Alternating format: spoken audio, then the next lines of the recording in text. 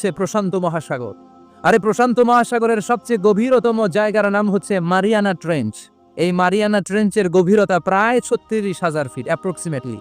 আরে পৃথিবীর সবচেয়ে বড় যে পাহাড়টা মাউন্ট এভারেস্ট, এটার উচ্চতা প্রায় 29,035 ফিট।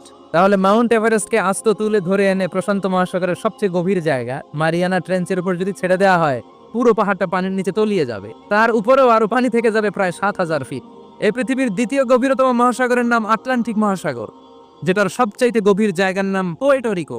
এই পোয়েটোরিকোর গভীরতা প্রায় 33,000 ফিট। গোটা পৃথিবীতে স্থল হচ্ছে মাত্র 30 ভাগ, 70 ভাগ হচ্ছে জল। এই আটলান্টিক মহাসাগরকে ক্রস করে ইউরোপ থেকে আমেরিকায় যেতে হলে বিমানগুলো আড়াআড়িভাবে এই সাগরটাকে পাস করে যেতে হয়।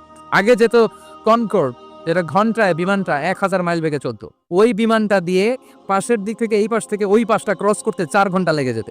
তার মানে আড়াআড়িভাবে আটলান্টিক মহাসাগর প্রায়